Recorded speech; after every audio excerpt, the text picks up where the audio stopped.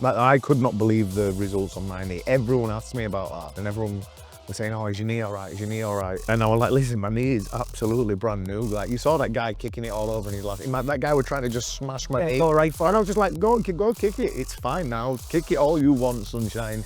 Do you know what I mean? So yeah, what he's done for me, like I say, was life changing. What he did for Andy, life changing. Welcome to the Longevity Club podcast. I'm here with Liam, the Hitman Harrison. Welcome back to RMI. Thanks for having me, guys. I went to the BKFC thing.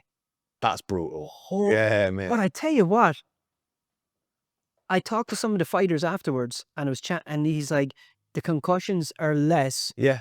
Because he said, because you're not getting a guy cracking you at full force. Yeah, there's more facial damage, there's more lacerations and cuts and stuff like that. But when you think about the surface area of a glove clocking you on head and rattling your head around, that's going to cause a lot more damage than a smaller knuckle, which it'll cut you. There's a lot more, you see a lot more scar tissue and stuff, yeah. And battering, you see a lot more stoppages from cuts and people just battering their hands. Like, that's the brutal thing, because if you're going to punch someone straight on chin, and they just dip their head slightly forward, and it goes from chin to head. Ooh. You're just smashing your hands to pieces. Yeah, that's the only. They've offered me a few times to go over to that, and my hands are battered. That's I'm not bothered about getting the face all cut up. It's just my hands that I'd be bothered about. Be tough. Yeah, and the thing is as well, you break your hands, then you've this one's got a plate in it already. You break your hands, you've got a metal plate, load of rehab. I won't be able to train for months and months. It's just not. I just don't see. However much money we're offered, I just don't see it being worth it. Just to. But they take care of it looks like they take care of the lads, because I walked up to them in a nightclub. They had an event on, and I just saw him, and I said, I walked up to David Feldman, that owns it, yeah. And got chatting with him, and straight out of the bat, he's like, "I want to do things to help the fighters," which I thought was... That's a nice touch, to be fair. I don't know if everybody's like that, but he was like, "I want to do things to help the fighters." Some guys, from older UFC guys have crossed over to that, and they were saying, "Listen, I'm getting paid more than I ever got in UFC and stuff like that." So he's obviously looking out for his fighters. He's paying them well and stuff, but it's just the hands. That's my only thing why I probably won't go over, because they've asked me a few times now, and it's just that. And they're speedy little, like this, the lightweight West.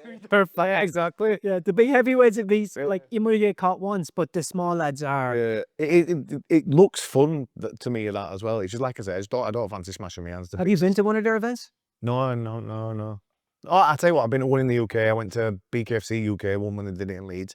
And it's brutal and it is fun. And it was great. Yeah. I was ringside and I'm watching. Where's this, Dublin? I went to the one in Italy. Oh, Italy? Yeah, in Florence. Oh, my friend fought on that, Rico. Yeah. He beat Jimmy Sweeney. That's my friend Rico. Ireland versus England. Yeah.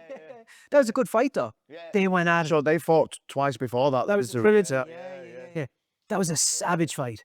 I mean, that was an two hard geezers, really, really tough boys. Yeah, belters. Yeah. But it was brilliant to watch. But I was like, like Gabriel, the guy that put it on over there. I mean, they went all out. I mean, it was some, like, I've been to the UFC. I mean, no knocking the UFC as well. They're great, but this was well, now McGregor's behind it and getting some more backing and money and stuff like that. The showmanship was there and all that kind of stuff. Yeah. Your man Feldman used to fight. If somebody didn't show up for a fight, he'd step in. Really? I mean, all fairness. That wasn't Dana White doing that. It's not happening. Nah. No, it's not happening. That's impressive. Like, I never knew. I didn't know that either and I looked at him and said, "Geez, he looks like he's..." Oh, it looks a bit rough and ready. No, but he knows how to scrap. Yeah. You know, you can tell a lad, he knows how to handle himself, and you can see a lad that doesn't. Yeah. So I looked into it anyway. It turns out he used to, when lads wouldn't show up to his old promotions, if somebody didn't, he'd like, jumping in the lap in and go on myself. Couldn't help that. I mean, all fairness to him. That's not buying into your own product. Nothing's... I know. Yeah. I might start telling Andy he's got to do that on our promotion. Get in there. Okay, come on, old boy, get in there. Then there's no excuse for ring rust. Yeah. How's he doing? Like, he's doing well. Like I say, before he came to see you guys here, when were it now? About 8 months ago, wasn't it? It was September last year. Yep. He couldn't train for 2 days in a row without falling apart, picking up injuries, being in absolute agony. So he wasn't in the best of shape. He'd want looking out after himself and training properly because he was just in pain all the time. He never thought he'd be able to come back and have a fight or anything like that. And when he got offered to come back and do some boxing on Misfits, that's the reason why he came to you guys. He's still got a few little niggles here and there, but the guy couldn't get through 1 day of training without being in pain. He's just done a full fight camp. Okay. He's trained consistently now since September when he saw you guys. And now he's just done like a 12-week fight camp, got himself, and I'm not sure if you saw pictures of him, but he looked like he was about to be a jockey. Got down light. yeah, he looked in great. I'll tell you something as well. He'd never looked like that when he was in his 20s when he was fighting. He got himself in great shape, and he never had to stop training. He continuously got through the camp. He said his knees felt fine. Said his shoulders got a little bit sore, but he couldn't even throw a punch until he came here and saw you guys. So it just shows you what he's done for him. Do you know what I mean? It's changed his life. I said it'll change his life. It did for me with my knee the first time I came here. It did it for me. Yeah, exactly. So yeah, we're buzzing for him. He's just got paid a shit ton of money as well, which he deserves, because he had such a crazy fight career in Muay Thai. But he retired just at the back end of it, just when all the money came in. All the money came in, and all the lights and the glitz and the glamour and all the TV and Sky Sports and all the rest of it. He just retired. So he missed all that. So I'm glad he finally got a payday like he deserves. No, it's savage. I mean, even just holding pads for you, I felt bad for the pads. They're throwing Andy.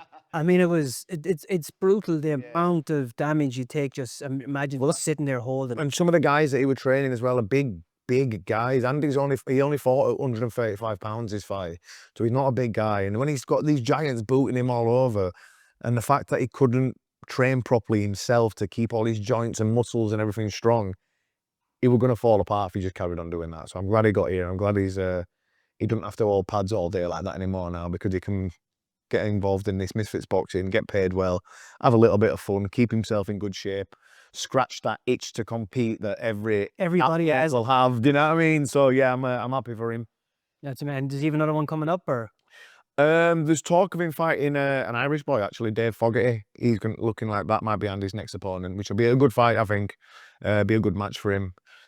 So that'll probably be 40 years out. So it'd be nice to get him back out, just so he can get him here, get him tuned up. Exactly. Yeah. Well, I was speaking to him today, and because he was saying, "Oh, let me know how you get on and stuff," and he's going to get an MRI done on both his shoulders just to see. Yeah, send what Felipe and I'll send it out to you guys, and then you can.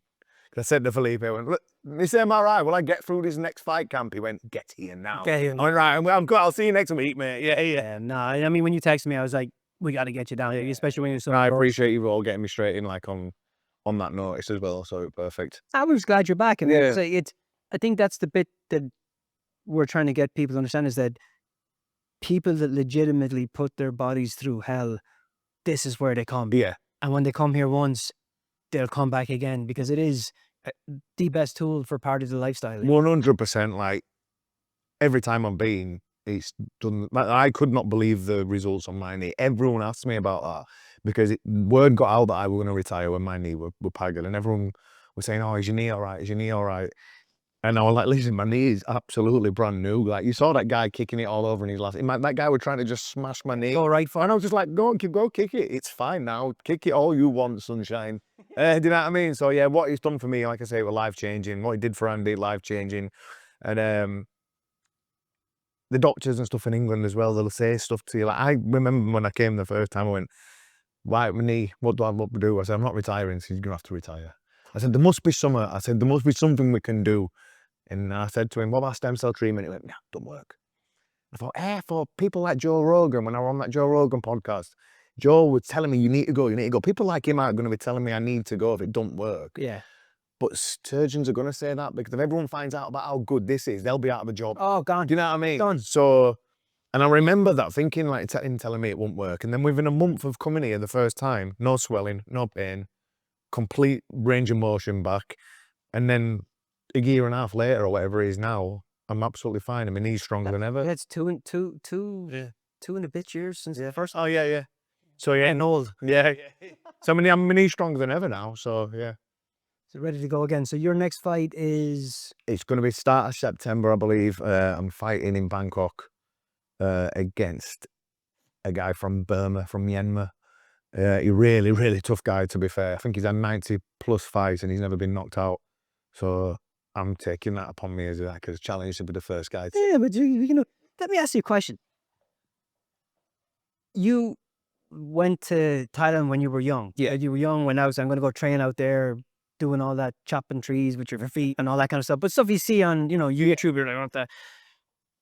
Is fighting out there different than going to fight in Denver? Like, do you go back to a place where you're like, all right, this is where I got into it, how I got into it? Does that put you in a different place? Or when you're in the ring with a guy that's trying to kill you, it doesn't matter? I love fighting in Thailand. I've got I'm comfortable there. Obviously, I lived there for nearly 3 years. I fought there probably about 20 times. I'm comfortable there. The Thai fans like me. They all cheer for me. In Denver, I hated it. I was up in the middle of a mountain with like altitude and stuff like that. I had no routine. I didn't know where anything was. The food wasn't great. Yeah, it's American food and stuff. You're searching everywhere to find something healthy, and it's difficult. Yeah. When I'm in Bangkok, I'm comfortable. So I'll go there a couple of weeks before. I know exactly already where I'll stay. I know exactly where I'll eat. I know exactly who I'll train with and what I'll be doing. And I think for a fighter, routine is key. Like you want to be comfortable wherever you are. So yeah, I'm looking forward to getting back out there and just getting into a good routine and putting on a good show for everyone. I think RMI should send a presence out there to cheer you on. I mean, I think it'd only be you got to bring him out. There we go. Do you know? There we go. Make that. You can get in corner for me. Can pour some water on. I can hold a bucket, whatever you want to do. Spit in that. I can watch Rocky a few times. Hit him. Hit the one in the middle. No problem. I can practice that. But we're glad you're back. We're glad you're part of the family here. We're glad that you know this works and you keep coming back. Yeah, and I appreciate how quickly you've got me in, because I know it was like late notice as well, so I appreciate that. Man, delighted. Thank you, mate. Appreciate you.